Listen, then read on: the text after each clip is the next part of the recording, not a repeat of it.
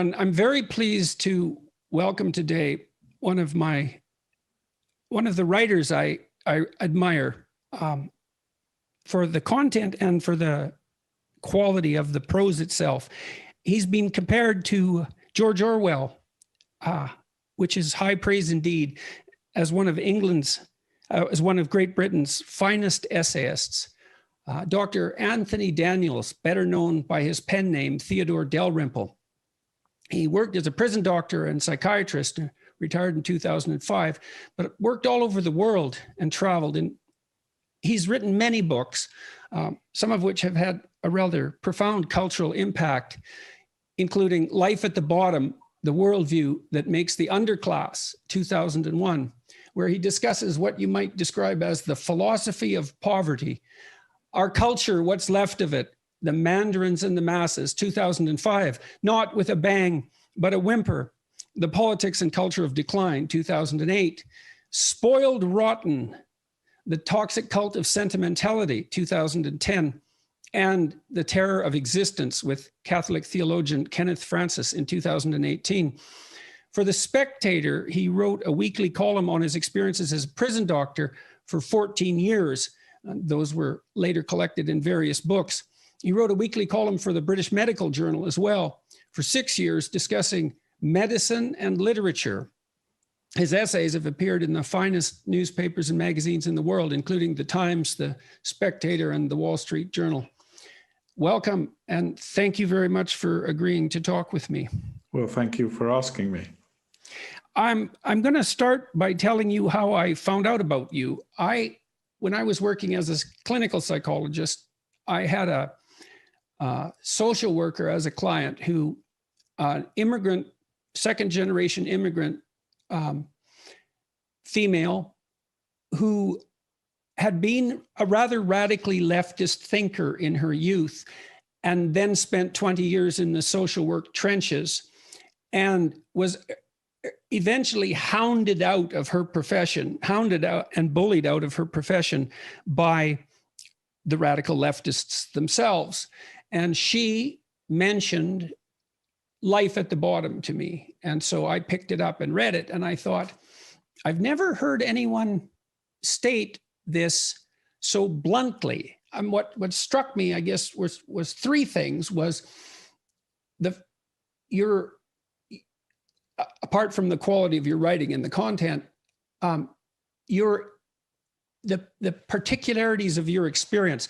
You said, for example, that you had dealt with poverty, with people who were in poverty in various places in the world, Africa, for example, and then in Great Britain, in the inner cities, in what you regard as the underclass, a permanent multi-generational segment of society that are, in some sense, they've fallen out of the bottom of the culture, in your view. And what you concentrated, you focused on the difference between that poverty and the poverty of absolute deprivation that you encountered in places like Africa. But then you added another twist to it, which was you made a very, very strong case that there was a philosophy in some sense, or maybe an anti-philosophy, but it boils down to the same thing, a worldview that constituted the essence of the poverty that you saw in Great Britain, which you also regarded in many ways as more severe and less addressable than the poverty that you had seen in the developing world, for example. So it was your combination of broad worldly experience, intense involvement with the underclass that so many people feel morally obliged to save in some sense, but actually never interact with, your experience as a psychiatrist, and then your willingness to put down these very critical and certainly politically incorrect by virtually every measure observations, which to me rang true, generally true, and which I hadn't encountered with any other thinker.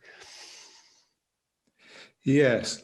Well, I didn't really start out with any preconception, certainly not any political preconception. I just saw a lot of patients, and the penny began to drop about what their lives were like and what they expected from life. And who did you see? Tell everyone about the nature of I worked in patients. an inner city hospital. The inner city hospital was right next door to the prison.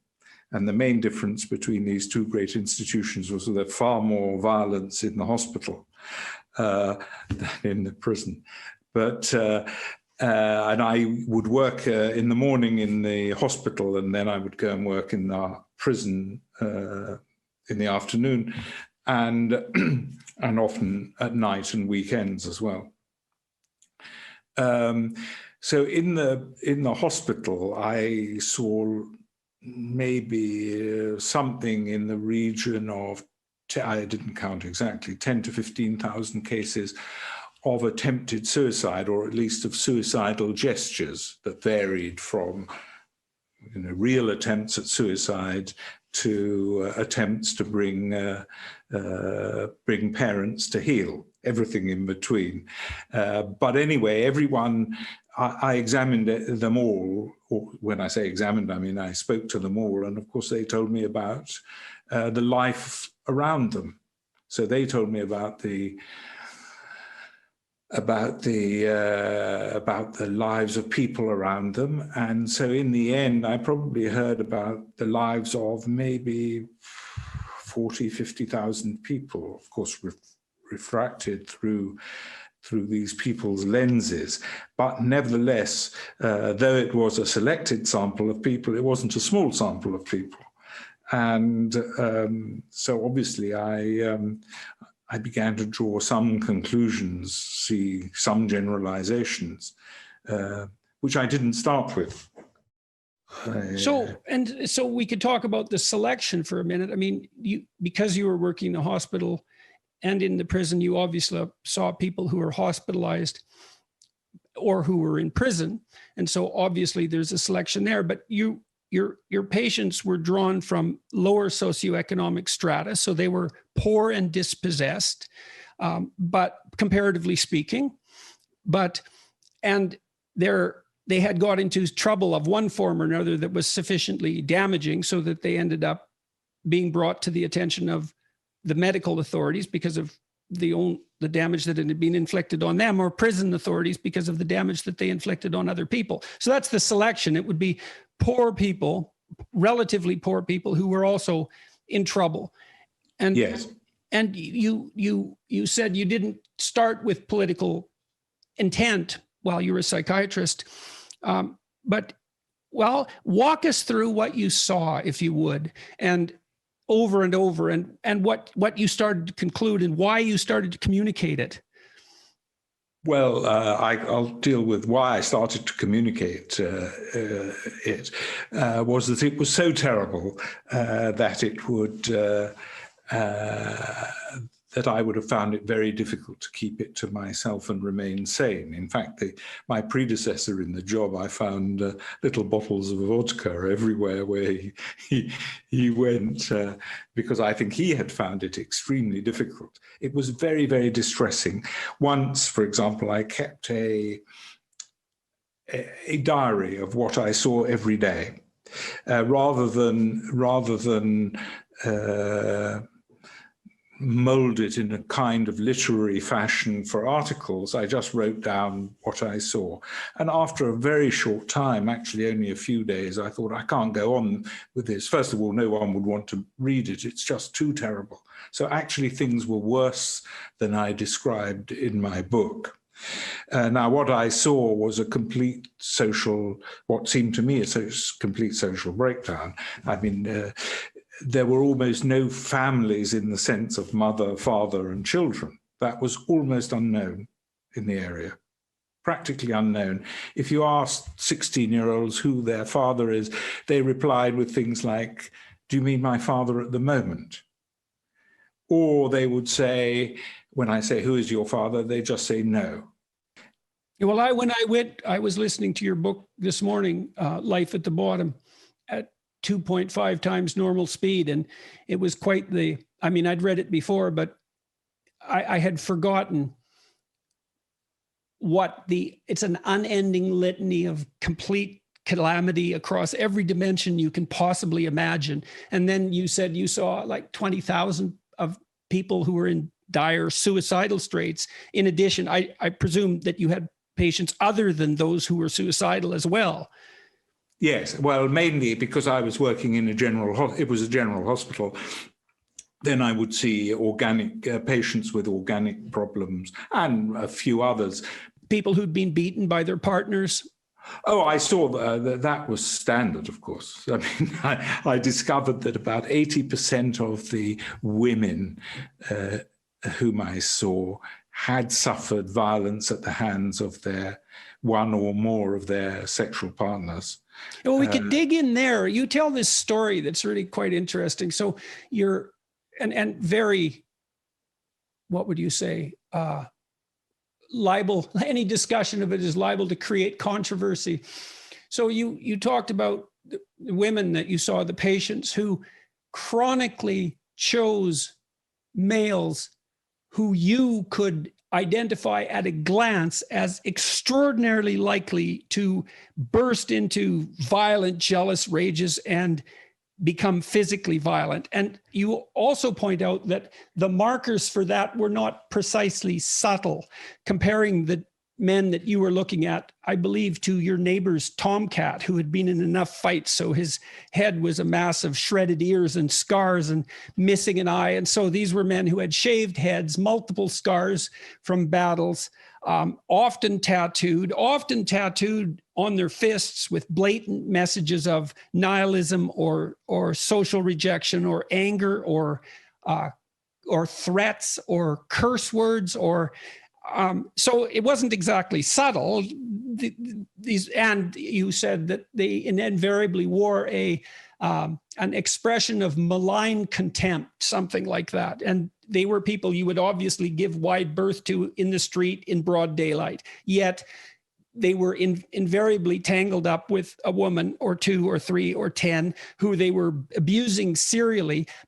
And the women seemed in some sense blind to this, but not only the underclass women that you were serving, but you also mentioned that was extraordinarily prevalent among the nursing staff. And so walk us through that and tell us how you make sense of that. Well, it wasn't, I wouldn't say it was prevalent amongst the nursing staff. It was present in the nursing staff. Well, my interpretation, which would be, of course, regarded as highly reactionary, in the end, this is the conclusion I came to, was that because sexual relations had been freed from all contractual, cultural, economic restraint and constraint, then what was left was a kind of free-for-all. And the men wanted exclusive sexual possession of somebody, but at the same time they wanted complete sexual freedom. Now, these things don't go together very well. I mean, if there's complete sexual freedom, okay, there's complete sexual freedom. But if at the same time you want, possibly for reasons of boosting your self-image, the exclusive sexual possession of somebody, then, and everyone around you is the same, then the men would see other men as threats. So they would become extremely jealous because they would fear any contact between their girlfriend, they were never wives, girlfriend with another man would lead to, or might lead to a liaison. And after all, since they were sexually predatory in that way, they assumed that everyone around them was of similar ilk, and which was often true. And this used to lead to fights, for example, in so-called nightclubs, which, I mean, when I was young, a nightclub was a place where there was a floor show and little tables around, but these were great caverns of thousands of people, where if a man looked at a girlfriend, it was assumed to be a challenge by the girlfriend's boyfriend. And so there could be fights and even murder. So I got in trouble with the New York Times because I pointed out at one point during the discussion with this journalist that societies all around the world, and I thought of this as a universal anthropological truth and something that was well established to the point of being self-evident, but apparently not, that a major problem that every society faces is the control of aggression by young men in particular, and generally as a consequence of sexual jealousy and striving. And the universal answer to that, insofar as there is one, was the development of monogamous norms and social enforcement of those norms. And, you know, you just described it in some sense as inhibition and control, but I think it's also useful and to think about it as integration and into a more sophisticated game. You know, being in a marriage obviously does involve not chasing after other people sexually, but it isn't all inhibitory. Within the marriage, something sophisticated and hopefully wonderful in the long term is supposed to occur as a preferable substitute, and I mean preferable if it's done properly, to the short-term gratification that might be obtained by serial relationships, say, or sporadic relationships, because they're actually very difficult, and they also produce these violent outcomes that you described. And I was pilloried for that in quite a remarkable way. Claims were made that, you know, I was making the claim that governments should, you know, hand over unwilling women to undesirable monogamous men or undesirable men just to enforce monogamy. But really what I meant was, well, one of the reasons for marriage, apart from the fact that two-parent families are clearly much better for children with the father there, is that societies that allow unregulated polygamy or that degenerate into that are invariably rife with extraordinarily high levels of violence. Yes, well, that's what I saw. Now, of course, what the destruction of the idea of the family as we once knew it has been a long process. Started, I think, by intellectuals, literary intellectuals, and it's perfectly true that a bad marriage from which you can't escape is hell. I mean, it's a kind of concentrated hell. Marriage is not easy. So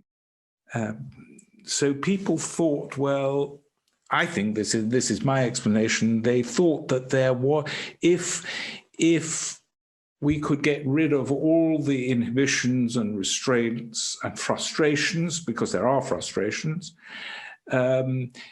then the full beauty of the human personality would emerge, and we would associate with one another just by love and nothing else. And when love was over, then you just go on to something else, somebody else.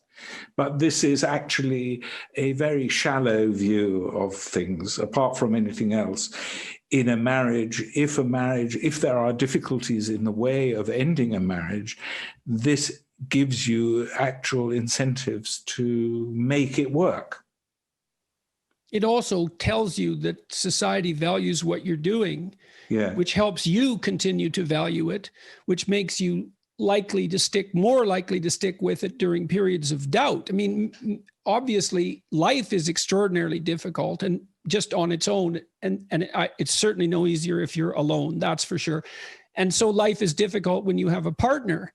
And because of that difficulty, but not because of anything necessarily intrinsic to the state of marriage itself, you need social institutions to buttress the structure so that all of the weight doesn't fall on those individuals alone. You know, I mean, I've had clients in my practice who are living together, and, you know, when I ask them why they don't get married, the man often will say, well, we don't need a piece of paper to signify our commitment. And I think, first, I've heard that 20 times, and you might think that's a philosophy, but it's actually a pretty stunningly shallow cliche.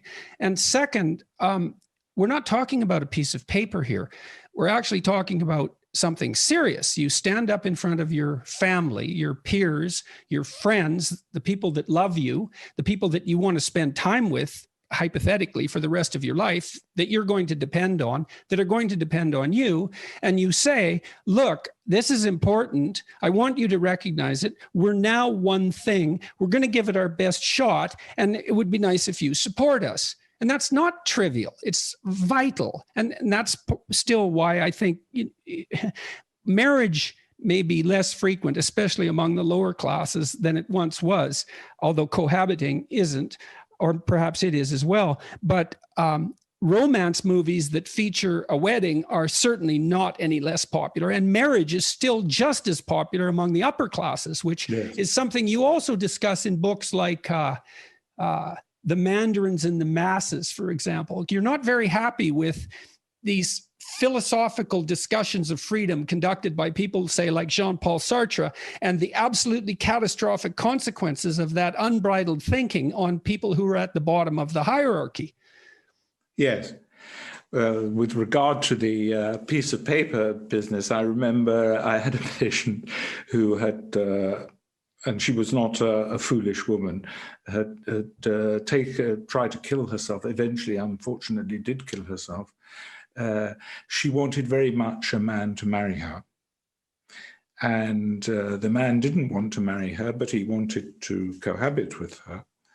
And I remember him saying to me, I don't see what she's worried about. It's only a piece of paper. And I said, well, if it's only a piece of paper, why don't you sign it?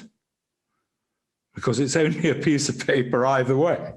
So obviously, this revealed that it wasn't only a piece of paper. It was a commitment which he was unwilling, or for some reason, to make. He had personal. Well, there's also the question of, well, what is the basis of your relationship if it isn't actually a formally recognized permanent commitment? Say you're cohabiting with someone. I think in Canada it's 6 months and it's basically common law marriage. So what is it? Is we're going to hang around with each other till one of us finds someone better, but you'll do for now? Is that I don't know what. Well, I think yes. I think it's particularly with the men. I think they don't want to close off all possibilities. They think that having an infinite choice is actually not committing to anything, which of course is a mistake. And what do you think it is committing to? Which the hypothetical continual choice. That is just they hope to be able to continue a life of pleasure and sensation. I think that's about it. And they don't want to. They have a kind of anti-romantic idea of love. So do you think that the intellectuals that were actively engaged in the destruction of traditional structures or in the criticism of traditional structures were just so well protected by the fact of those structures that they were only able to see the residual problems? I think that was it, yes. And of course, they were also protected economically, because economics does make a big difference here. I mean, I know that in practice, the upper classes, at least they preserve their hypocrisy. If they break the rules, they at least pretend not to be breaking, or try to pretend not to be breaking the rules on the whole. But they are protected from consequences of breakdown to some extent, not completely, of course, because there's an emotional aspect. But money does make a big difference. But if you have no money and you have no support, or the only support you have is a rather miserable support of the state, then the consequences are absolutely terrible. And I saw hundreds and thousands of cases. So there's increasing support in the EU, for example, for schemes such as a universal basic income. And, you just made an argument that, at least from one perspective, could be viewed as supportive of a scheme like that, given that if you have a dearth of material resources, a dearth of money, you're much more vulnerable to catastrophe. And so you might think, well, if we grant people a minimum basic income, that eradicates that problem. But you also tie the degeneration that you saw, which I want to talk about more, to the rise of the welfare state. And one of the things that, and I think this is because of my clinical experience, and it isn't clear to me that giving people money actually solves the problem of poverty. Because poverty is very much more complex than the mere lack of money, even though that's certainly a cardinal element of poverty. And that's the other thing I would say, or another thing that you pushed at constantly in your writings, is that there's an entire worldview that is associated with violent and catastrophic poverty. And that's not precisely an economic issue, even though economic issues might exaggerate its danger. So tell us some stories and tell us what you concluded from what you watched. Well, I concluded that we had created quite a lot of people who had nothing to hope for and nothing to fear, conceive of a life different from the life they had. Going to work wouldn't make much difference to them economically, as failing to go to work would not make much difference to them. This isn't actually a necessary aspect of the welfare state. After all, Britain was far worse in these respects than other countries which have welfare states, in some cases more generous than the British welfare state. But the British welfare state created a class of people who were permanently in this condition and had no real incentive to get out of it.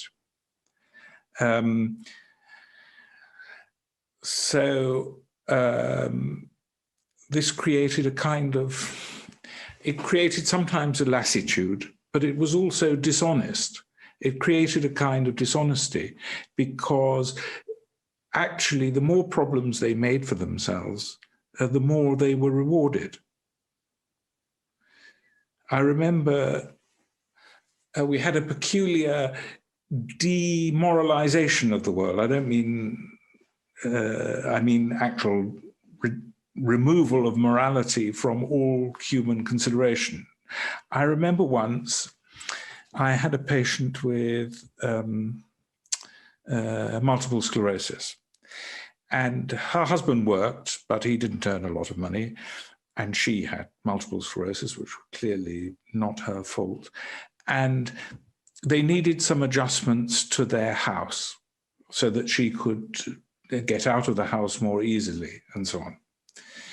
And it seemed to me this, as far as I'm concerned, that's a perfectly good way to, this is a place where the welfare state could actually help. So I phoned a social worker, and I made a great mistake. I said, I have a particularly deserving case. Oh, yes. And there was a stony silence on the other end. And then she said that all cases were deserving. In other words, you couldn't distinguish between this case of need, which was just one of those things, it was nobody's fault, and someone who took drugs, set fire to his house in a state of intoxication. There was no difference. And since, of course, people who behave badly become more needy, they actually gain more attention and more sympathy. That's if you take desert away, if you remove desert from all considerations. And this means that actually one source of meaning in life is completely removed. And what we saw with these people who had no religion. Inverted even. That's the case you're making. It's not even just removed. It's actually punished, actively punished, yeah, which is even worse than mere removal. Yes. So, and you kind of claim, I think, and correct me if I'm wrong, that there's a perverse attractiveness of that to the educated helping classes in producing a group of people who are so much beneath them in some sense that normal moral standards don't anymore apply. And what that means, I mean, if that's the case, that perverse sense of superiority and the moral gratification that might provide, if that's the case, then people are being actively punished for doing anything that might lift them out of the circumstances that they find themselves in. Yeah. Well, I think one of the things that is clear about the, shall I say, the intellectual classes is one of their greatest fears is the fear of being considered censorious. And of course, censoriousness is not a very attractive quality. So, but the best way to avoid being considered censorious is to fail to make any judgment whatever. But this is completely impossible. It's impossible to not to make judgments. Judgment is part of being human. Yeah, well, you can't perceive without judging because you have to select the thing you should be looking at from everything else you might be looking at. So every act is hierarchical and implies a value structure. And a choice. I mean, choice imposes the necessity to make judgments. Now, if you pretend that you're not making judgments, then you are actually facilitating the worst judgments. So, but as I said, I think the intellectuals, and I mean, I have this fear myself. When I wrote, I thought, is anyone going to think you are an unfeeling, censorious person? Because you, I mean, after all, I'm comparatively fortunate. Here I am coming into the lives of people who are unfortunate. Many of them are unfortunate. There's no question about that. Many of them, you know, they're born in a low social class. They've been given an extremely bad education, although it's actually quite a costly education, but it's extremely bad, and so on and so forth. And here I am coming in and making judgments, saying your behavior is what is causing your unhappiness, is at the root of your unhappiness. And actually, I tried to demedicalize a lot of their unhappiness because I didn't think their unhappiness was a medical condition. Well, that is the danger with judgment. I mean, I face this with my clinical clients constantly, but also in the case of my daughter and in my own life for that matter.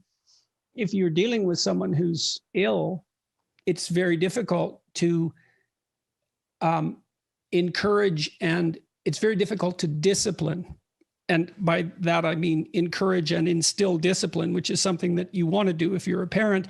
If your child is ill, it's very difficult to tell when the illness is sufficient reason so that something isn't being done, right? And so when you're dealing with dispossessed people, you have the same problem. Yeah, well, judgment is always fallible. So I would never say that I had never made any mistakes in my judgment. You know, sometimes I would be too harsh maybe, and sometimes I wouldn't be hard enough. But I mean, that's just a consequence of not having enough knowledge and so on and so forth. But to pretend you're not making a judgment is itself a judgment. I mean, you're judging that you shouldn't make judgments. It's also the abdication of responsibility. I mean, I thought this through with my clinical clients at a sort of a technical level too. I learned a lot from reading Carl Rogers, and I would say a certain amount of unthinking sentimentality can be laid at his feet in the clinical and social work world, partly because he proposed that unconditional positive regard for his clients was the appropriate pathway forward. And his critics pointed out that if you watched Carl Rogers in action, what he was practicing involved careful discrimination. But what he meant was something like, accept that the person is of fundamental value and has the capacity to move towards the light, let's say, and work in that vein. But what I would tell my clients, and this was a consequence of my realization that judgment was not only necessary, but crucially important to forward movement, was that I'm not offering you unconditional positive regard. I'm on the side of the part of you that wants things to be better. And I'm going to help you discriminate between the part of you that doesn't want things to be better, that might even want them to be actively worse for all sorts of reasons that all people are prey to, and the part of you that is striving to make everything better. And we'll discuss what better means and we'll negotiate the strategies, but let's make it clear, this enterprise is to get rid of what is undesirable and to foster what is desirable and to critically distinguish between those two, which is absolutely vital. You can throw your hands up and say, I'm not going to be judgmental, but all that means you're not distinguishing between what's good and what isn't. Well, I think what I tried to get at was with patients was our, if you like, our existential equality. That I made choices, but they made choices too. I mean, of course, there are conditions where that is not so, and you have to make the distinction between those cases where people really do not have any capability. I mean, there are such cases, of course.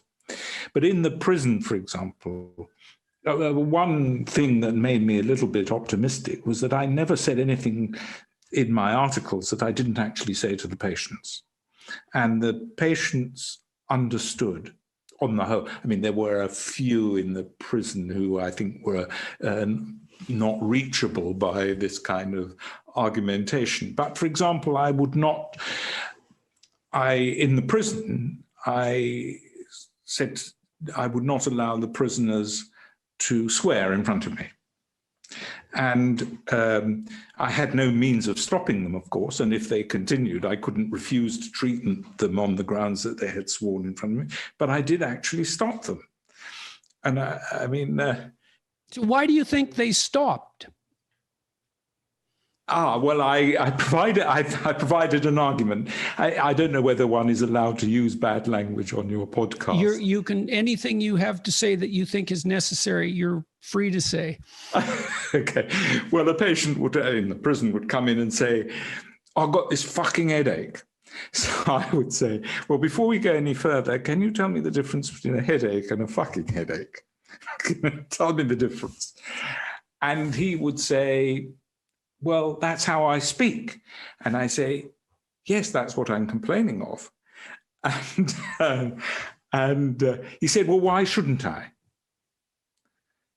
Why shouldn't I speak like this? Because that's me, you know. And I said, well, supposing at the end of this consultation, I say to you, now here's some fucking pills. Take 2 of the fuckers every 4 fucking hours. And if they don't fucking work, fucking come back and I'll give you some other fuckers. You find this a bit strange, wouldn't you?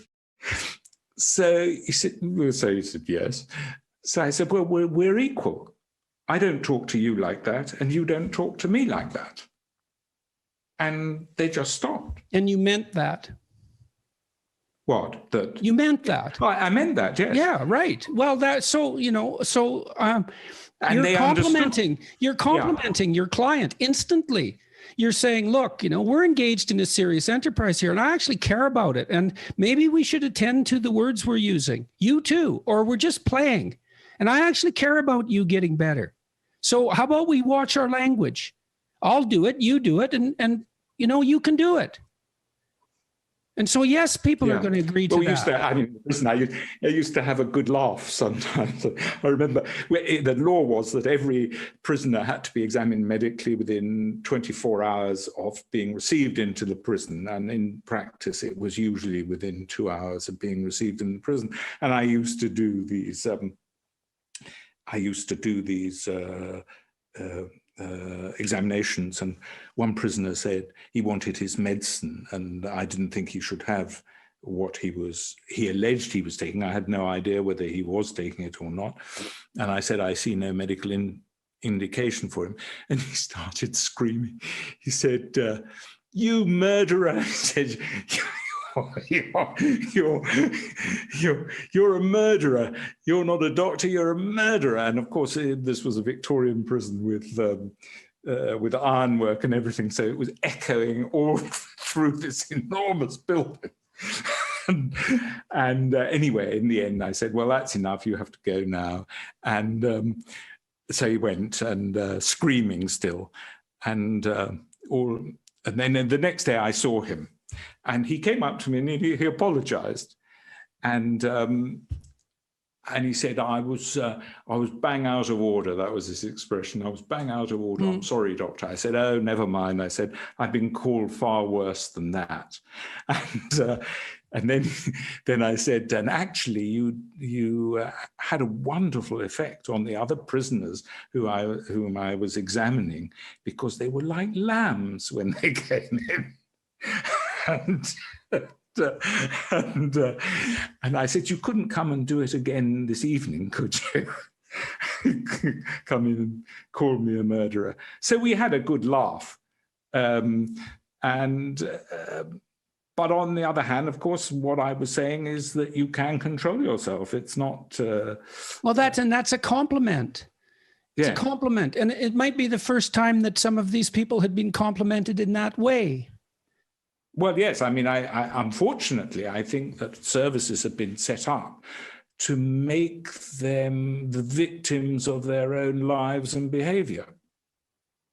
So that's how they presented themselves. And I remember another prisoner who came in and said, now he'd been in prison several times for burglary, and such are the British police that really... You have to want to be caught to be caught by the British police for burglary. But anyway, he said to me, "Doctor, do you think my burgling got anything? Do you think it's my childhood that caused me to burgle? Do you think it's got something to do with my childhood?" So I said, "Absolutely nothing whatever." And he said, "What?" Because he expected me to say, "It must be." And then I said, so why do I do it? I said, "Well, it's quite simple.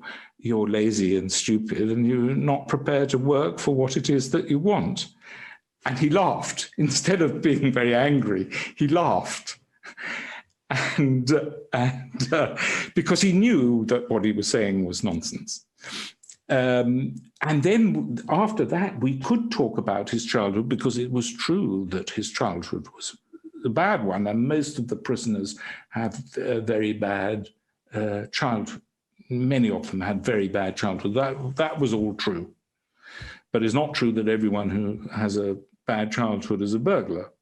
Right, just as it's not true that everyone who's sexually molested grows up to be a molester, even though many molesters were molested. Yes, yeah. Right. So there were lots of other cases like that. I remember a chap came to me. I mean, prisoners were said to be of low intelligence on average. Lower than average intelligence. All I can say is that I never found them incapable of understanding what I was saying. Now, maybe what I'm saying isn't very intelligent, so it's easy for unintelligent people to understand it. But nevertheless, I found that they could actually follow quite complicated arguments. I'll give you an example. There isn't a clear relationship between IQ and antisocial behavior. Partly it's complicated too, because many prisoners have histories of head trauma, often from violence and from child abuse and damage from alcoholism and so on. But I know the literature on antisocial behavior. We looked at predictors for years, and even neuropsychological tests that assess prefrontal function, for example, which is hypothetically the seat of inhibition or higher order cognition. The predictive power of cognitive ability in relationship to criminality is really quite low. And yes. IQ is completely uncorrelated with conscientiousness, which is a personality factor, and with agreeableness. So yeah, so well, it's not obvious that criminals are stupid. Yeah, no, I personally never found that. And for example, there was a chap came to me and said, "You have to give me something, because if you don't give me something, I'm going to go and attack a child sex offender in the prison." They were kept apart because they would be immediately attacked. But anyway, he said, I'm going to kill one if I get hold of one, if you don't do something. And I said, well, let's think about this. He said, well, why do you feel like that? And he said, well, because they interfere with kiddies, with children. And so I took a bit of a risk. I said, do you have any children? And he said, yes, 3. I said, how many mothers? And he said, well, 3. I said, and these mothers, do they have boyfriends? And they said, yes. And I said, 1 or perhaps more? Have they had more than 1? And they said, yes. I said, well, is it likely that 1 or more of these boyfriends has sexually interfered with one of your children? And he immediately got the point. And I said, well, you're not you haven't interfered sexually with children yourself, but you've facilitated you've created the conditions in which such behavior is likely to occur. Now it's too late. You can't do anything about it now. It's too late, but you can make sure that you don't do anything to further it in the future. And he went out. There was no more talk about killing sex abusers. Why do you think you got away with that? Well, you said you took a risk, right? So I took a risk.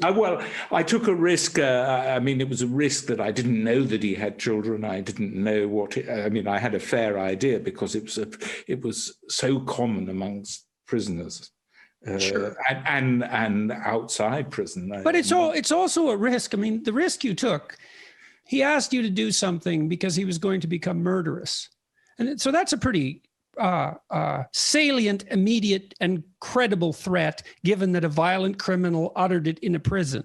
Yes. And your response wasn't, I better prescribe him a sedative, at least to cover myself up, let's say, if anything does happen. Your response was, well, let's call this guy out for his rather self-evident moral flaws, blind ignorance of which is facilitating an unearned sense of homicidal moral superiority.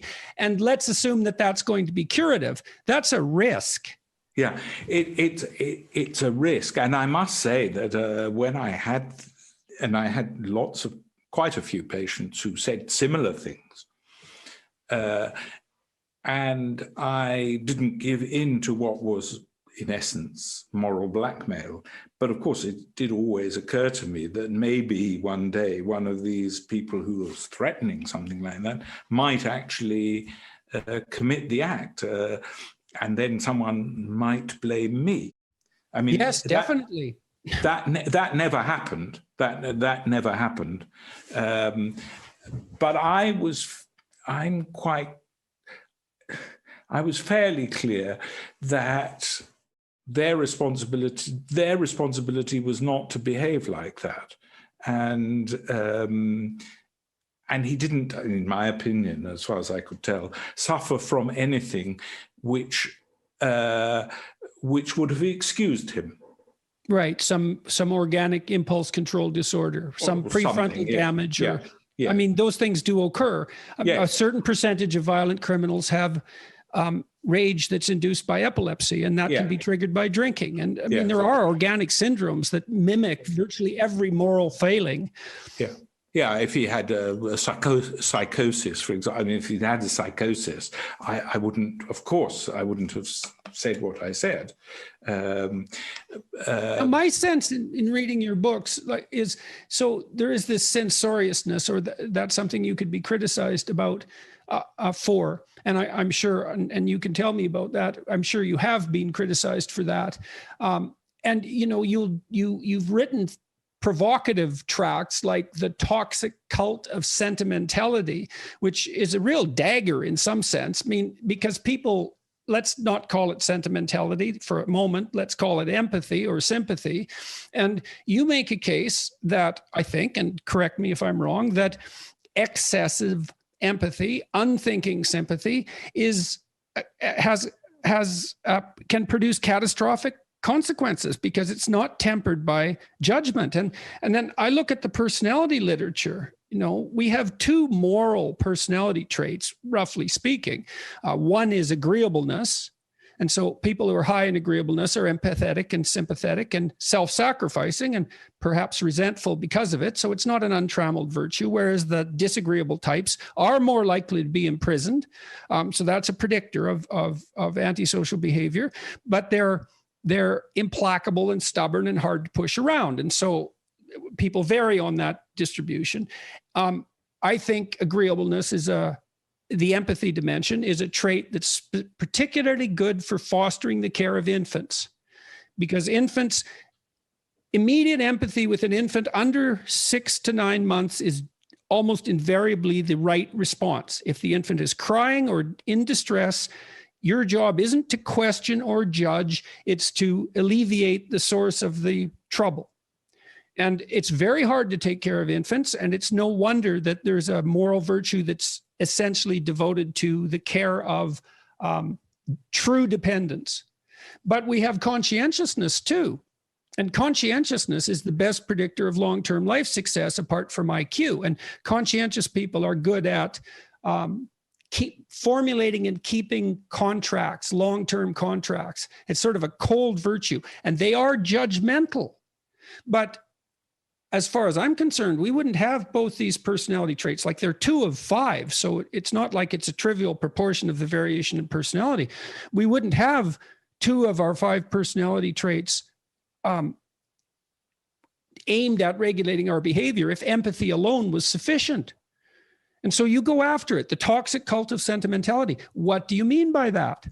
Well, I mean, if you like, the infantilization of people who are expressing emotion.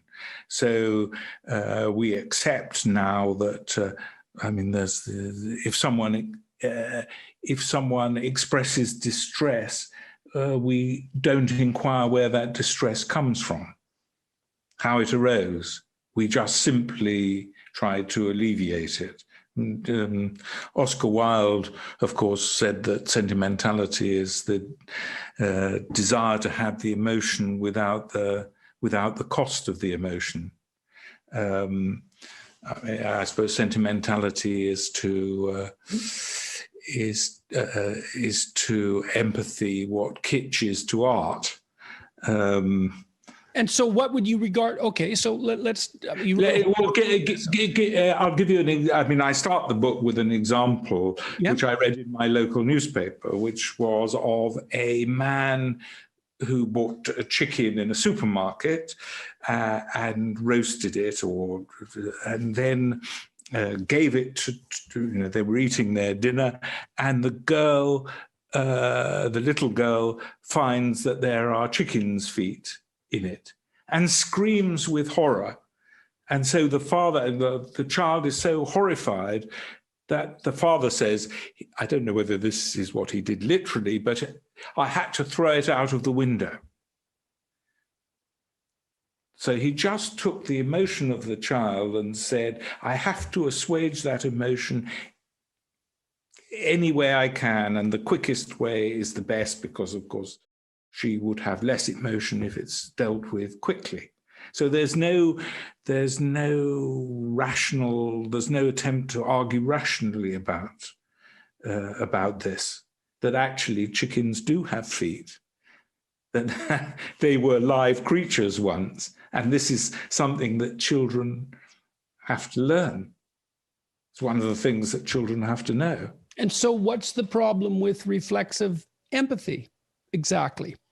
Well, it's not exactly empathy, actually. Okay. I think it's not genuine well, empathy. then we should define genuine empathy. We should define genuine empathy and distinguish it from counterproductive sentimentality. Yeah, well, it's not easy, of course. No, fair enough. I know I'm putting you on the spot in this. I'm saying that that's something that could be productively attempted. Yes, I'm not sure I have the complete answer to that.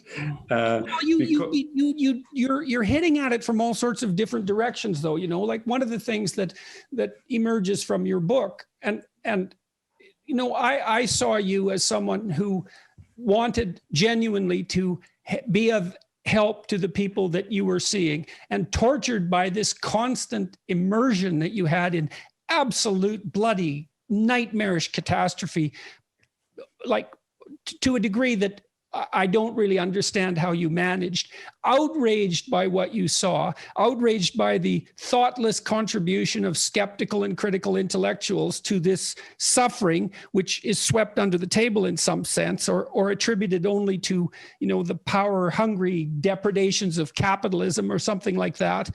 And so you're outraged by that, and you're trying to use your capacity for judgment to help your clients, your patients, distinguish between those things that they're doing that clearly hurt them and those things that help them, and also to attribute to them the capacity to do that, which, like, I was talking to my wife today. We were talking about a woman she's dealing with who is having a hard time disciplining her 1.5-year-old. And, you know, I mentioned to her that one of the things I've seen among especially my seriously affected clinical clients is that they actually have no idea that they could change their behavior in a manner that would improve the future.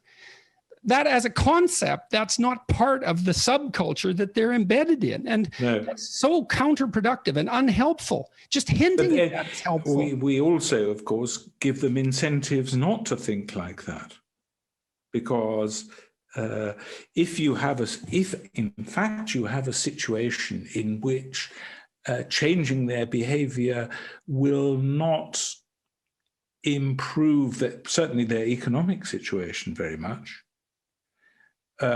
which is actually the situation of many of my patients, that takes away one of the possible incentives for changing behavior.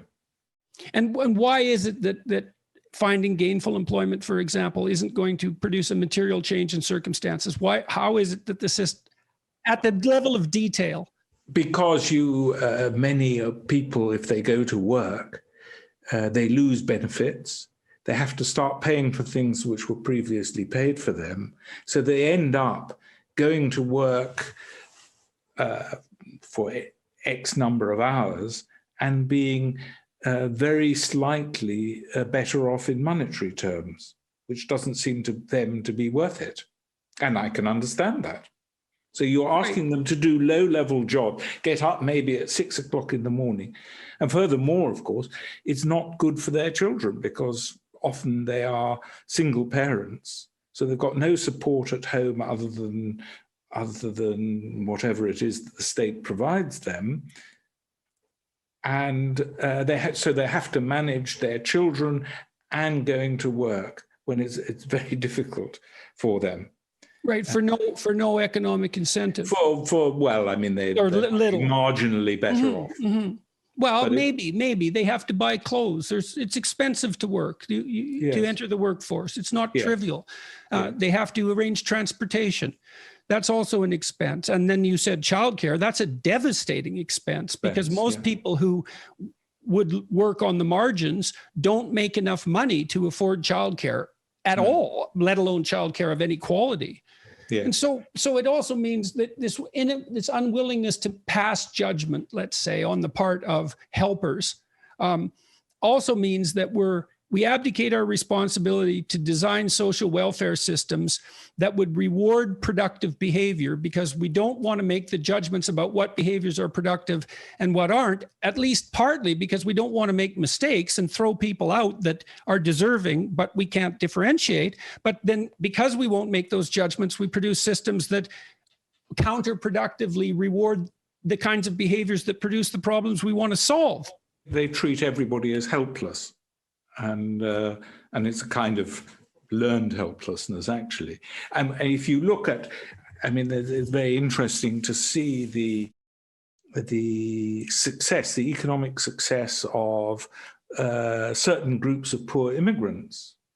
For example, the Sikhs in Britain, and I'm sure, and certainly in Canada. They may come with nothing, but within a very short time, they've succeeded. They've risen up the social scale, the social and economic scale. Now, you see that with first-generation Asian immigrants in North America. So I looked into that in detail because it's a very interesting phenomenon. I was interested in the relationship between IQ and conscientiousness, IQ and personality in predicting long-term life outcomes.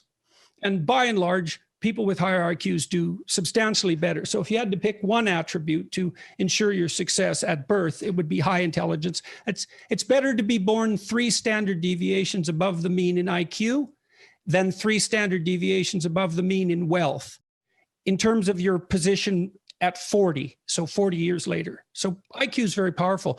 Conscientiousness is also powerful, but only about 1/3 as much, but it's still powerful enough so that Asian immigrants, their children, perform on average as well as native-born Caucasians who have a 15 IQ point advantage, which is roughly the difference between a college student and a high school student. And so there's something in the Asian culture, and what it is quite clear, actually. It's an incredibly intense work ethic and respect for achievement, disciplined achievement in the economic realm. That's hammered in right from now. That disappears after about 2 generations. Yes, but presumably also there's the maintenance of the family structure, so that I mean, you don't, certainly where I was anyway, you didn't get this complete breakdown. I mean, I never met children of Indian immigrants who didn't know who their father was. Oh, right. Well, and that's an interesting phenomenon too. I went to a talk at one point at the university 5 or 6 years ago, and a feminist was speaking, or a former feminist, maybe a real feminist now. Her name was Janice Fiamengo, and she had been a radical leftist feminist and was in the English literature department, and eventually realized that what she was involved in was an academic scam fundamentally, and turned into quite a vocal critic of that particular perspective, postmodern, say neo-Marxist perspective. She mentioned to the audience that intact families with fathers, the children in those families do much better on virtually every measure you can possibly imagine. And in my naivety at that point, I thought, well, that's going to be an incontrovertible statement, because all you have to do is be remotely familiar with the childhood development literature, and you figure that out right away. And yet it was as if she dropped a live snake into the audience, because, and this is that toxic sentimentality that you were talking about. Say, well, look, there are obviously struggling single parents who are struggling for no fault of their own, a perfectly credible job of raising high-performing children. And then if you say, well, the 2-parent family is more desirable, by implication, you're denigrating that accomplishment, let's say.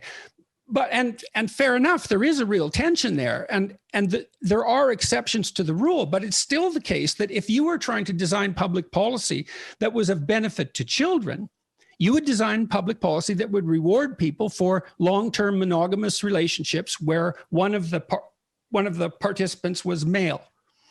Yeah, well, but you need to use judgment for that. Yes, but if you look at I mean, if you look at literature, for example, there has been a consistent attack on that view for many, many years, going back, for example, the Fabians and so on. And what happens is that people use marginal cases as being central. So, and as I've already said, it's undoubtedly true that many marriages were oppressive, and that being in an unhappy marriage is a horrible experience. Is a terrible experience. It's a long form of torture. But people then thought that there was a perfect solution to this problem. There's a perfect solution to human relationships. And there is no perfect relationship, perfect solution. There's only better and worse. And whatever form of human relationships you're going to have, there are going to be terrible ones. But you, as far as I could see, and I had no real opinion about this until I actually immersed myself in the world in which I did immerse myself, it's quite clear to me that without a formal structure of relationships, things are absolutely terrible for very large numbers of people. Now, of course, it's perfectly true that I saw, if you like, only the failed cases, but there may have been. The question then would be, well, where would you find the successful cases? Because let's think this through, because it's a crucial point, you know. Okay, so you have a biased sample, and maybe you approach this from an ethically conservative perspective, and so that produces your viewpoint, and it bears little relationship to the real world. But let's look for the counterexamples. So, well, first of all, you can't look among the high-functioning middle to upper classes for counterexamples because they're all married. Yeah. Right? So then you think, well, is there a subset of people who are poor, who are flourishing in their serial relationships, in their fragmented serial relationships? And well, first of all, probably not, because they're poor, right? By definition, you've already excluded the middle and upper class. So I'm kind of curious about. Well, I tried to think, I thought, well, how is someone living in these circumstances supposed to get out of this situation? Right. What would look like a viable, practical alternative that would be better? Yes, but that didn't involve changing the way they made their relationships or pursued their relationships. So we have to keep the relationship, the structure of the relationships the same. What else can they do that would make their lives better? And I just couldn't see how their lives could get better while you have this kind of free-for-all. Well, it wasn't really free for all, it was free for some. And so I came to the conclusion that it was a social and cultural disaster. Well, so we could look at the fantasies of sexual libertinism, let's say. And I think a good place to look, and you know, I might be way off base here, but whatever, I'm going to forge forward. Let's look at Playboy, because Playboy was the first mass market magazine that sort of introduced the idea of sophisticated sexual freedom into the mass audience, right? And that quickly degenerated into Penthouse and Hustler, and then to this bloody online catastrophe where everything goes, and it's a cesspit of unimaginable proportions. But in any case, back to Playboy. Well, you know, you have two sophisticated people. The woman's in her early 20s. The guy's maybe 5 years older than that. They both have a glass of, you know, nicely aged wine. They're sitting in a 50s living room that's sophisticated, discussing literature, and they're both free to make their choices, and so they have sex. And then maybe your life is an unending sequence of those perfect dates. It's like, well, what are the preconditions for that? For that even to be possible? Well, you both have to be young. You both have to be attractive. You both have to be healthy. You both have to be rich. You both have to be educated. In all likelihood, so that you're not rife with psychopathology, so that can be an enjoyable and civilized evening, let's say. Well, you have to have come from a pretty stable family, probably one with mother and father intact, and certainly not characterized by the constant unwanted serial switching of partners. I mean, it's virtually unattainable except in an unbelievably protected environment. But you're in that environment and you think, well, maybe you're in a marriage and you're unhappy. You have all those attributes. You think, well, I could jump out of that into this fantasy. And everyone could share the fantasy, but no, they couldn't. It's not possible. But I mean, actually what people are really doing, and I mean, one of the most important figures in modern cultural history is Marie Antoinette, who played shepherdess, who went out, thought it would be nice to be a shepherdess and went out to be a shepherdess for the day, but then always returned to her palace. And this is what these people are doing, because probably they give up that life at some point. The people, the rich people you've described, and they actually settle down, more or less. Oh, well, if they don't, they're not happy about it. Yes. Right. If they don't, it's because they failed to get what they're actually aiming for. Incidentally, one interesting thing was that I would talk to single mothers, about what they wanted for their daughters. And what they wanted for their daughters was for them to find a nice man who would have a good job and would treat them decently. And they'd buy a house and so on and so forth. So, but they had no idea how to encourage them. Right. They have no idea what the micro elements are. No, none whatever. You see this in illiterate families too, is that if you ask them, do you want your children to be educated? They say yes, but there's no books in the house and they don't know where to buy a book and they're intimidated by books. And if they have a book, they don't know how to read it to their child.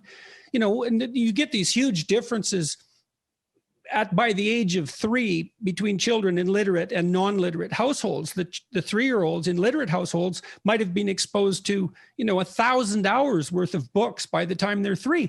They can already sit in a house like that. You give them a book, they know what it is. They'll sit there and mime the action of reading. They go through the pages, they point at the pictures. They have all these pre-literate behaviors built in that's the necessary scaffold for the development of literacy.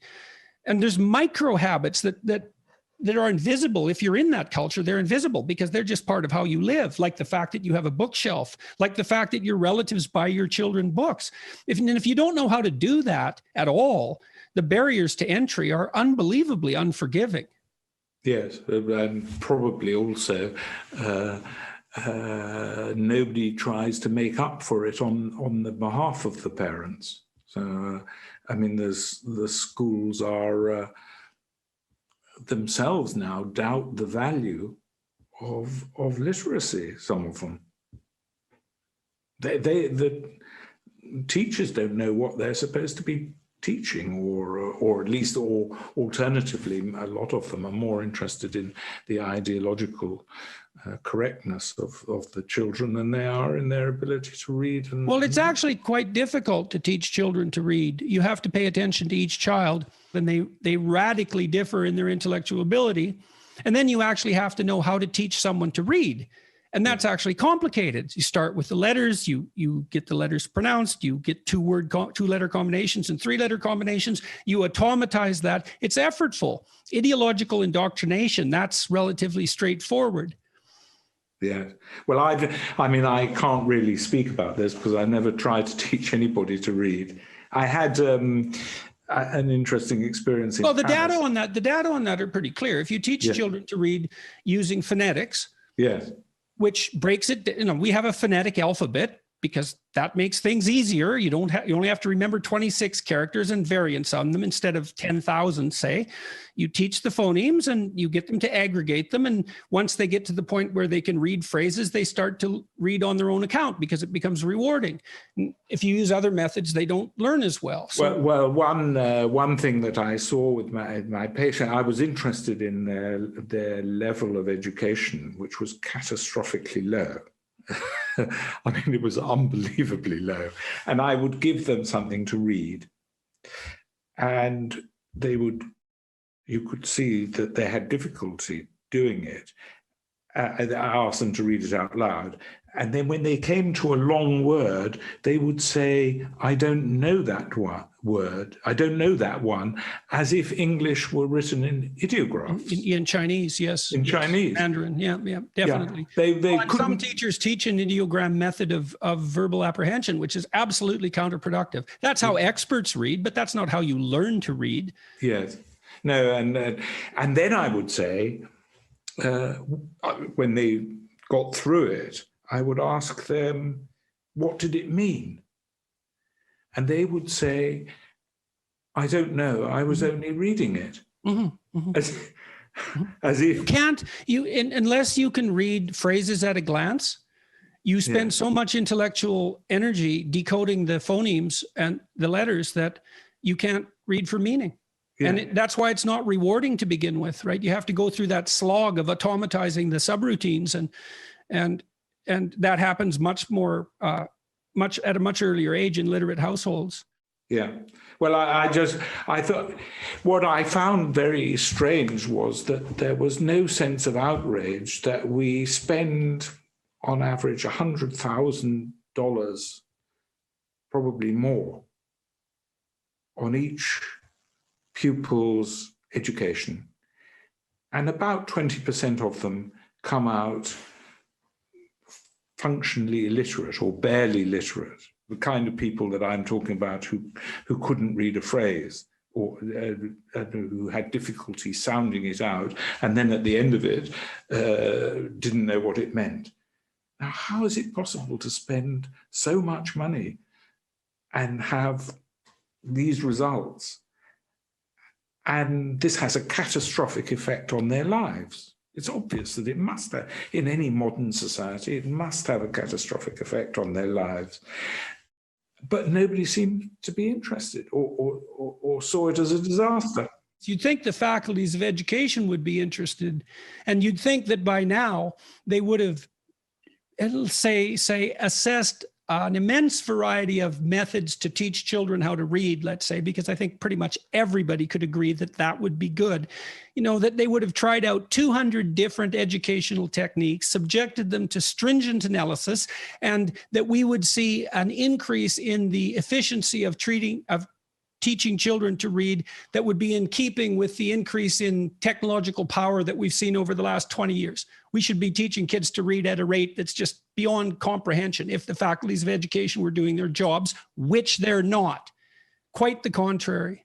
So yes, and I was thinking too, you know, one of the things I found really interesting working with people who were dispossessed was, you know, you might think, well, you don't want to impose these external norms on them. There's a form of colonialism that would be associated with that, or classism or something like that. And I suppose that's part of the non-judgmental stance, but you can always just ask the people themselves. And what you find right away is they want for themselves pretty much what the middle class person or the upper class person has. And I don't just mean material resources. They'd rather be educated than not educated, or at least they'd want that for their children. They'd rather have a relationship, if they could figure out how to conceive of it, that was stable and loving, all of these things that, you know, you could regard as arbitrary. A child would rather have a father and a mother that were around. So we could derive norms for the direction of our social policies that could be derived from the populations that we're hypothetically trying to serve. But we don't seem to do that either. We can't even agree that, all things considered, it would be better to reward the presence of two-parent families. Yeah. Yes. Well, I mean, all that I said in my books, I thought was common sense, actually. Everything was more or less common sense. It wasn't work of great reflection or anything like that. It just seemed to me everything was obvious. And yet, maybe it takes exposure to 20,000 cataclysmic failures to make what's obvious salient. You know, because the problem with what's obvious is that it's invisible. You know, I found this out many times. So if I'm called on in an interview, for example, to defend marriage, I think, well, I don't actually know how to defend something that until 10 years ago was taken as a self-evident good. It's not like I have, or any of us for that matter, have a massive array of arguments at hand to justify cultural norms. In the fact that they're norms means you don't have the arguments at hand. They're so self-evident that they're not buttressed by a differentiated description. Yeah. Well, I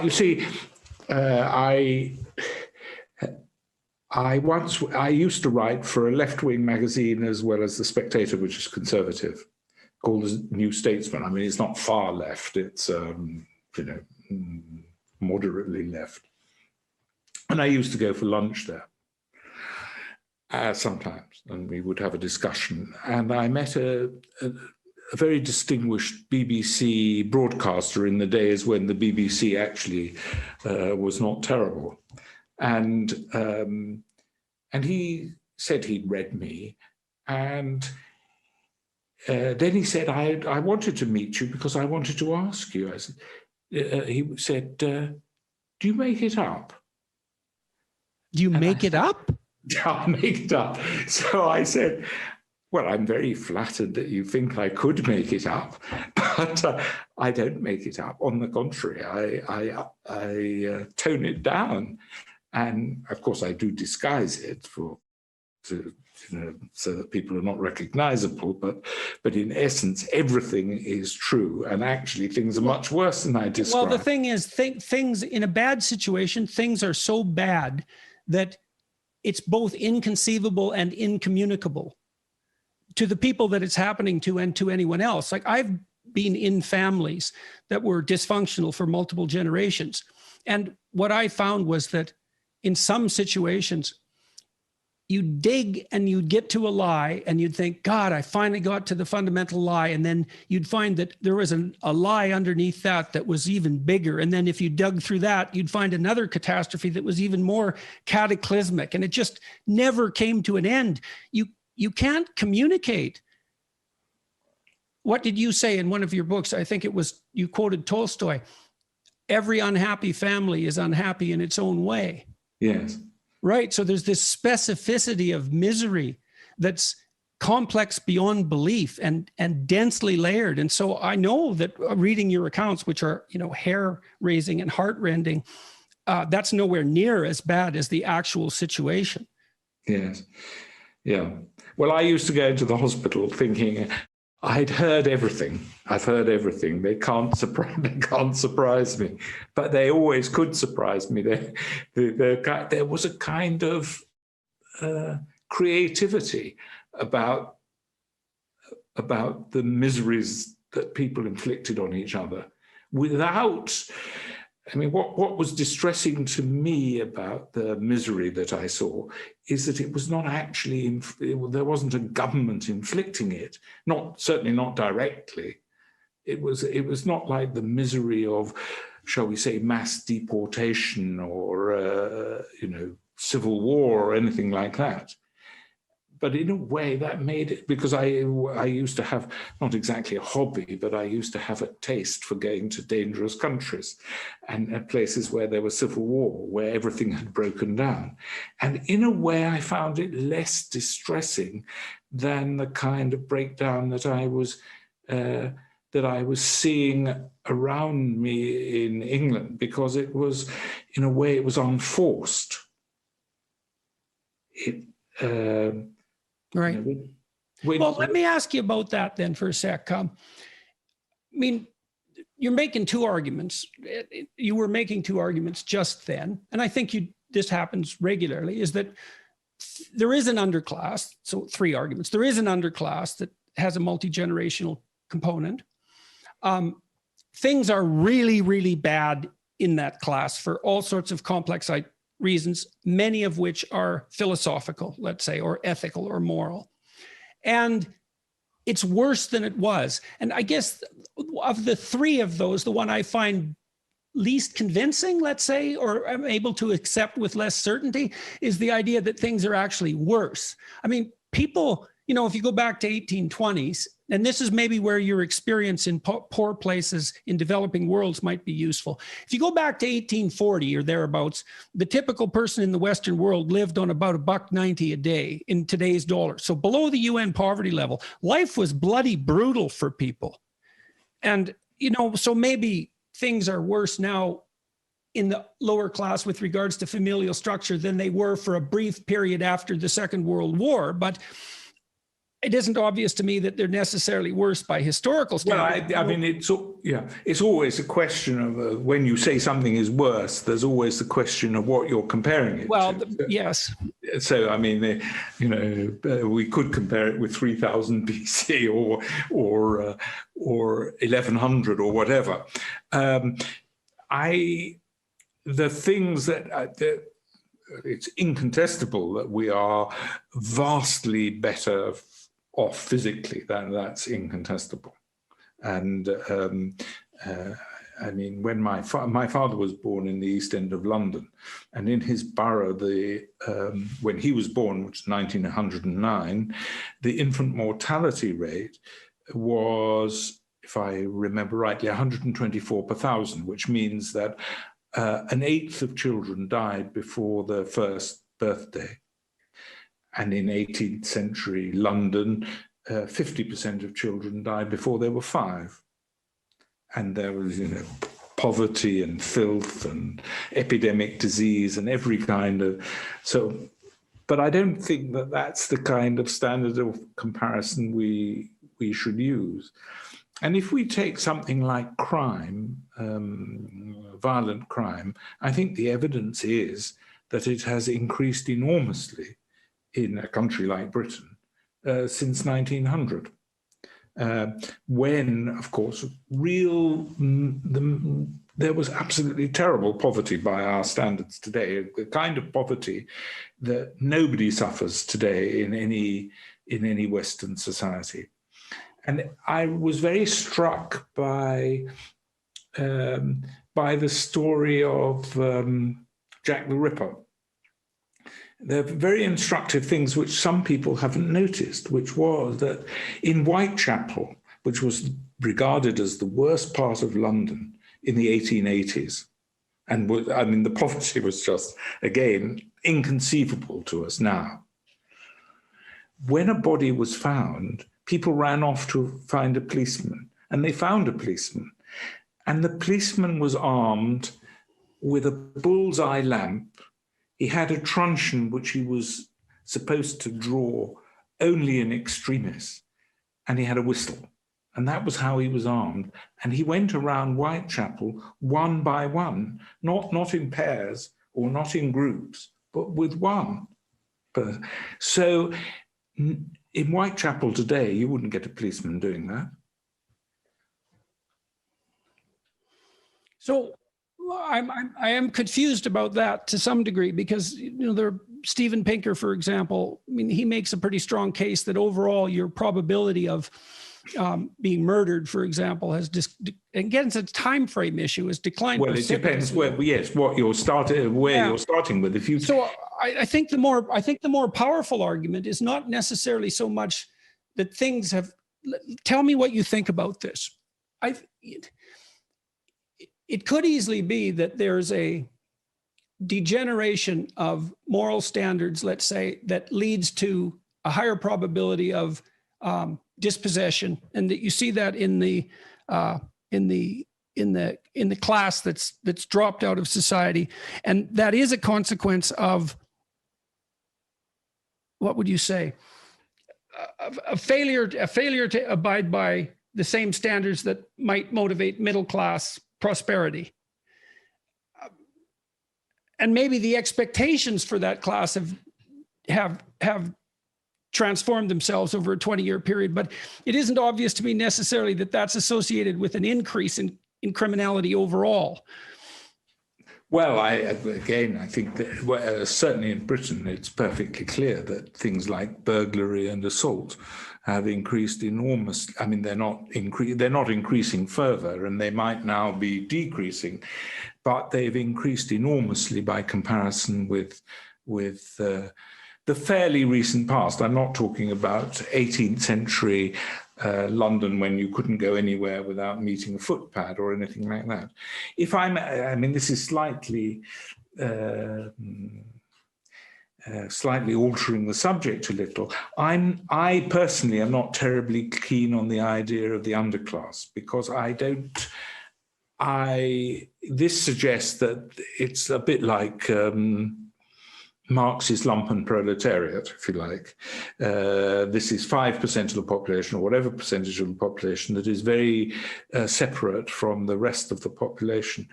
Unfortunately, this was one of the points in some of my books anyway, the cultural influence is flowing from the bottom now upwards, rather than what used to be the case from middle classes or upper classes and middle classes downwards, so that aspiration was to move upwards. But now there seems to be a cultural a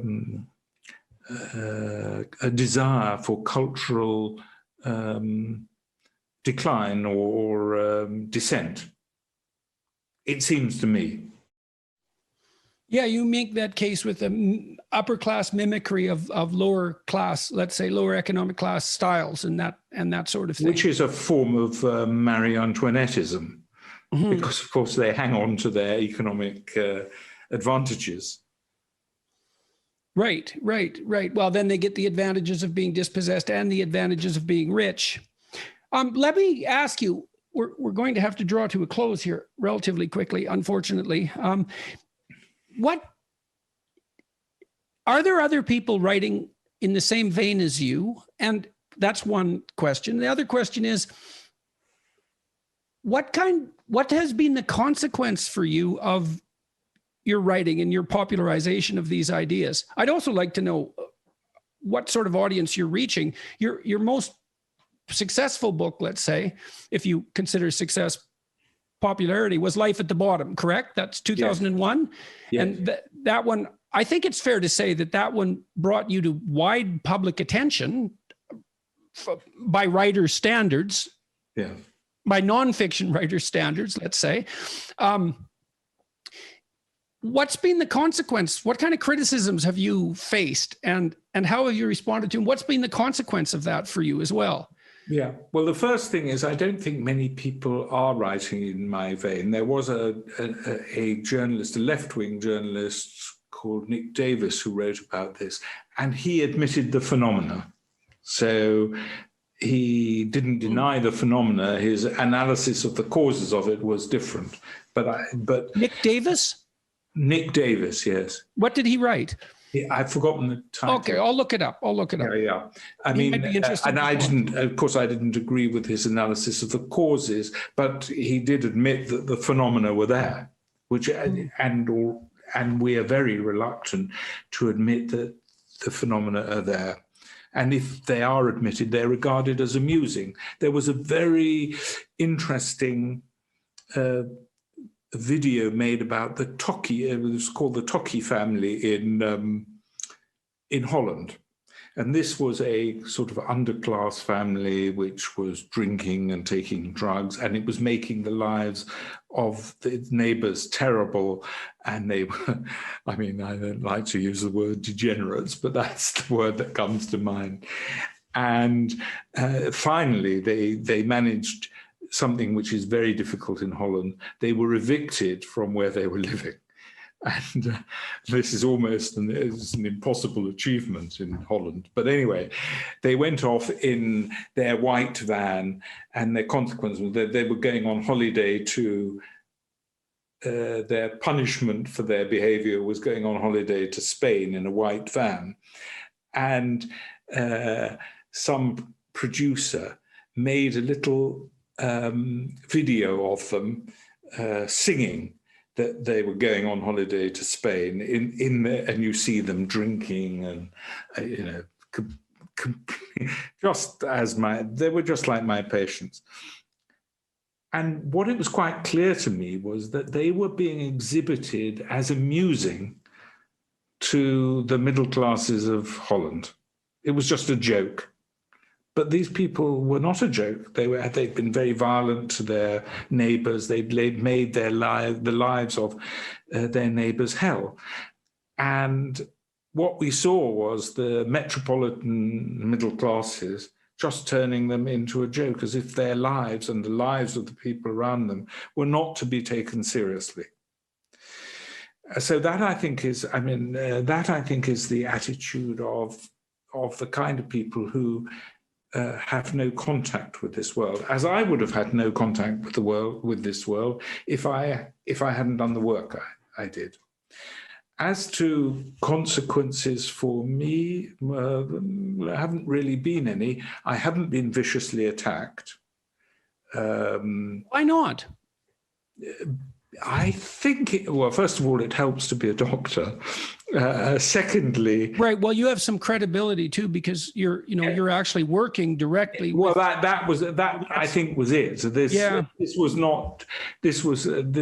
my ideas weren't just born out of some kind of theoretical superstructure. Yeah. So for all your flaws, you're genuinely in the trenches, and that comes across. That comes across immediately. Just the sheer number of people that. I mean, you saw how many people who had tried to commit suicide? Well, 15, but I think it was 10,000? 10 and 15,000. Right. So that's such an inconceivable number that it sort of, I would imagine it would sort of leave critics aghast. It's like, well, I've never talked to 3 people like that, and you've talked to 15,000. That's actually quite a difference. So the best way of dealing with that is to ignore it. So I mean, you say I'm well known. I don't think I'm well known. I mean, it's true that my book has. I don't know how many my book has sold. I was very surprised to discover that it had sold 13,000 in the Netherlands, and I was surprised because actually what I was describing was England, and I couldn't see how that could interest a Dutch audience. But many people have said, well, I have observed this, many people who are in the trenches, as it were. And one of the things that really pleased me, I mean, this was possibly the most pleasing thing to me, was that I oddly enough, the books have sold quite well in Brazil, of all countries. I mean, it never occurred to me that they might sell in Brazil. And I gave a lecture in Sao Paulo, and people came up afterwards, they wanted the book signed. And there were a couple among them who said, we were born in the favelas of Sao Paulo, which actually are not the worst in Brazil, but still pretty bad. And it said, we recognized all that you said. All that you said about England, we saw in the favelas. And so let's go through what you saw, and then maybe we could talk about what you've seen and what you think might be effective amelioration. So you see fragmented, intimate relationships. Is that the most salient feature? Is the impermanence of intimate relationships? Yes, I would say so, because I think without better relationships, it's very difficult to see how large numbers of people can escape this world. Okay, and so out of that, because the relationships, the sexual relationships, aren't bound by mutual long-term support, love, contractual obligations, and all of that, that spins into higher levels of male violence and also to predation on vulnerable females by psychopathic and aggressive males. Yes, although I wouldn't say that the women are just passive victims. They're not just passive victims. I mean, they are victims, but they're not passive victims. I mean, I guess I was thinking that they're easier prey. Yeah. With multiple children, they're not. They're easier pickings. That's what I mean. And that's right. Yes, they are. Right. So the fragmentation. So if you have a fragmented couple of relationships, and you're a woman, you end up with children. You're no longer 20 and single. You're 28 or 35. You have 2 children. The array of high quality men that you have to choose from is going to decrease substantially. Yes, it was never very great to begin with. Right. Okay, so then we add to that. I studied alcohol for years and its effects on violence. And you can basically say that if people didn't get drunk, half the violence in the world would instantly disappear. So rape, murder, familial abuse, the contribution of alcoholism is stunningly high. So maybe that's the third factor that plays in it. Was that reasonable? Well, it's certainly, it's unmistakably a part of it, yes. Yeah. Say 50% of murderers are drunk when they kill and 50% of victims are intoxicated when they die. Yeah. So it's a major, and it's the only drug that has that magnitude of an effect on violent behavior. So then low educational attainment. Yes, that's obviously very important. And interestingly, the state does very little to try to address it or try to make things better. Okay, and then beliefs. What do you think are the key beliefs that characterize the phenomenon that you saw? Well, there's now certainly a sense of entitlement, the sense of it's wrong for anyone to judge. People have internalized that, so not only do they not judge others, but they don't judge themselves, and it's not right for anybody to judge them. So that's an abandonment of judgment, or even a demonization of it, when it's the crucial thing that you need to separate your good behavior from your bad. While at the same time, because it's existentially impossible not to make judgments, they are making judgments, but they don't accept that they're making judgments, that they are making judgments. Attitude towards the future. What's the attitude? I think, shall we say, it's not thought about very deeply. Right. Okay. So that's the first thing, is that it doesn't come up much. Yes. What I've noticed is that there's no implicit sense that the future is something that could be altered for the better by changes of behavior currently. Yes. Yeah. Which is, there's an element of truth in that, in the economic aspect, because they're not going to get good jobs. Even if they behave responsibly and so on, they're not going to get good jobs. However, their lives will be better if they behave responsibly. But another thing that I mean, this is very speculative, but I thought that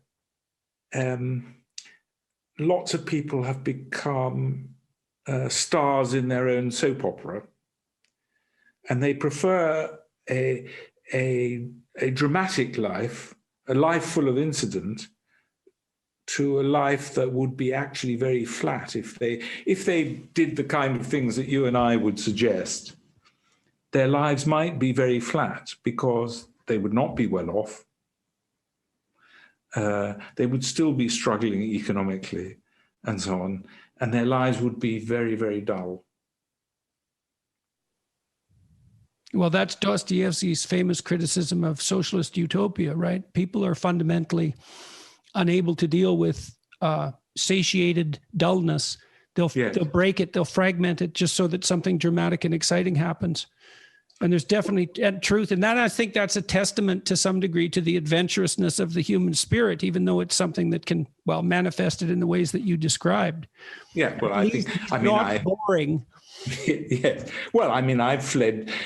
I mean, I can't say that I haven't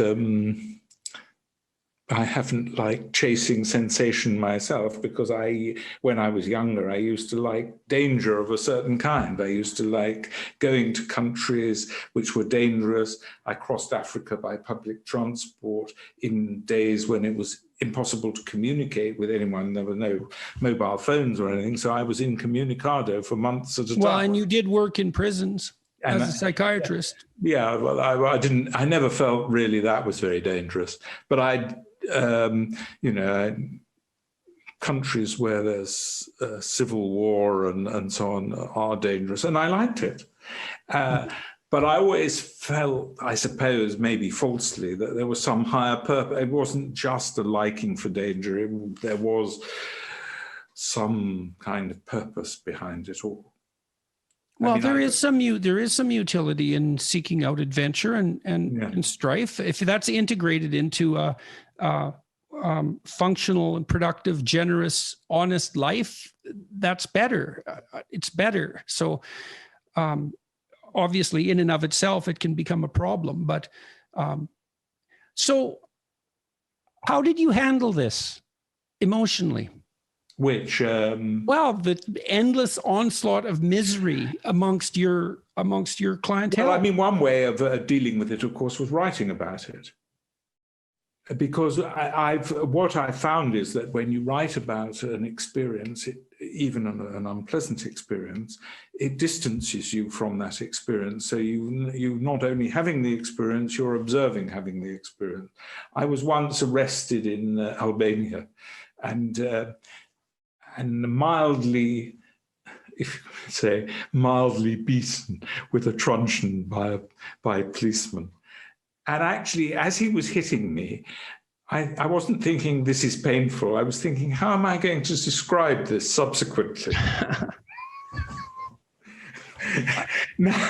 So that being able to describe it, or having the intention of describing it, actually distances yourself in a good way, I think, from your experience. Well, you draw the conclusions that way. And I mean, the purpose of your memory in some sense is to draw the appropriate conclusions from your experience to guide you into the future. And so I have a series of writing exercises online at a place called selfauthoring.com that steps people through writing a biography.